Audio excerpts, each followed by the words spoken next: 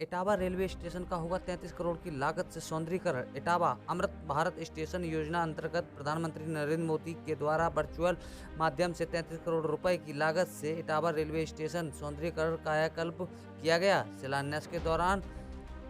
सांसद प्रोफेसर रामशंकर कठेरिया ने सभा को संबोधित करते हुए कहा, अब इटावा स्टेशन को अत्याधुनिक सुविधाएं मिलेंगी और महानगरों की तर्ज पर इटावा स्टेशन का विकास होगा। इस दौरान सदर विधायक और देश के बहुत ही जिलाध्यक्ष संजीव राजपूत सहित मंत्री जी को उपस्थित रहे। हृदय से आभार व्यक्त करता हूं और इसलिए और आभार व्यक्त करता हूं क्योंकि उन्होंने जो है देश भर की 500 स्टेशनों में इटावा स्टेशन को उन्होंने लिया है और इस इटावा स्टेशन को 33 करोड़ रुपया स्वीकृत करके दे दिया है, जिससे इस स्टेशन का विकसित हो सके, ये डेवलप हो सके। मित्रों, हम सब जानते हैं कि रेलवे विभाग और हमारा हाईवे दोनों हमारे जो साधन हैं आने जाने के, और तीसरा मैं कहूं कि हवाई जहाज, ये तीनों हमारे साधन जो यातायात के हैं, इनमें भारत सरकार विशेष रूप से जब से माननीय प्रधानमंत्री जी आए हैं तब से देश में बहुत ही तेजी के साथ प्रगति हुई है।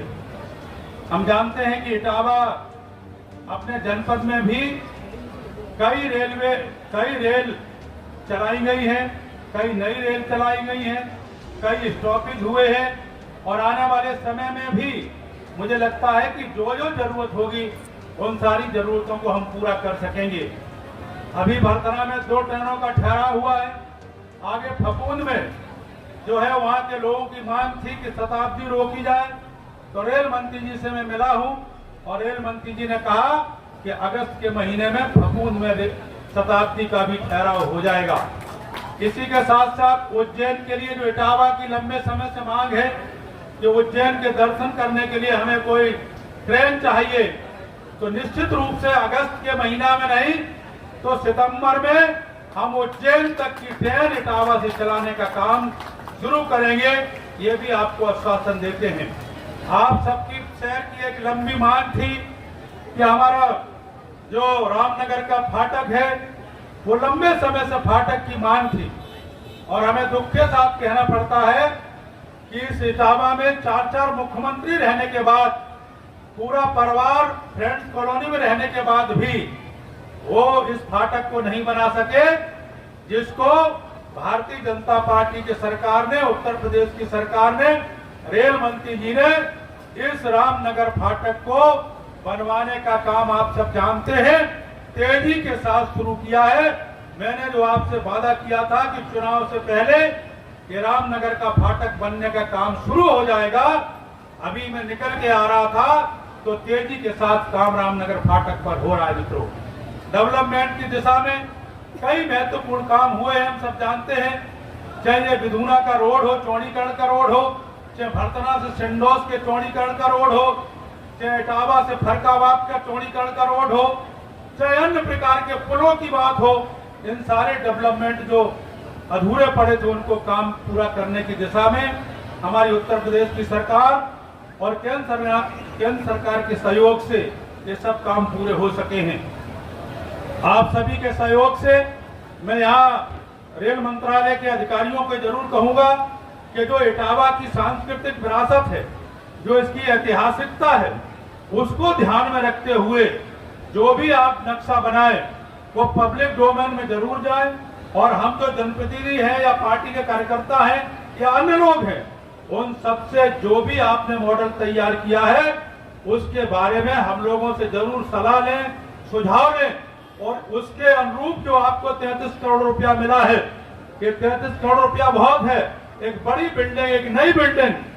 बन करके खड़ी हो जाएगी, तो जब कोई इटावा जंक्शन पर आएगा तो उसको लगेगा कि प्रधानमंत्री जी ने और रेल मंत्री जी ने और इटावा के सांसद विधायक ने मिलकर के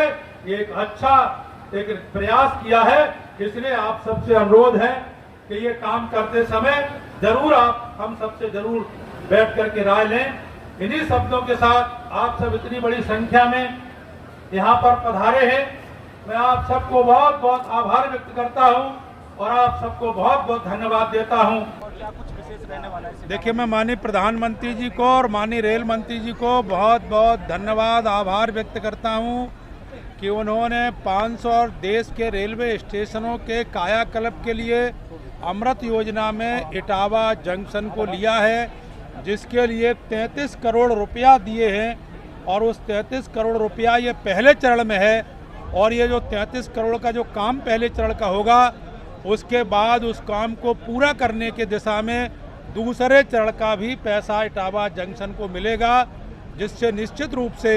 इटावा की जो आम पैसेंजर के लिए, आम जनता के लिए जो बुनियादी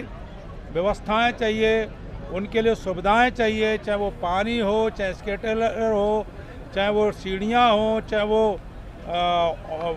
वेटिंग रूम हो, ये सब आधुनिकीकरण इस इटावा रेलवे जंक्शन का होगा। मैं पुनः माननीय प्रधानमंत्री जी को और माननीय रेल मंत्री जी को आभार व्यक्त करता हूँ। क्या अभी और भी प्रस्ताव हैं जो जनता की मांग है और क्या कुछ? मैंने कहा ना कि दूसरे चरण में हम जो है इसको, जो काम पहले चरण में 33 करोड़ में होगा और उसका जो काम बचेगा उसको दूसरे चरण में हमें पैसा मिलेगा, उससे हम इस काम को पूरा करेंगे।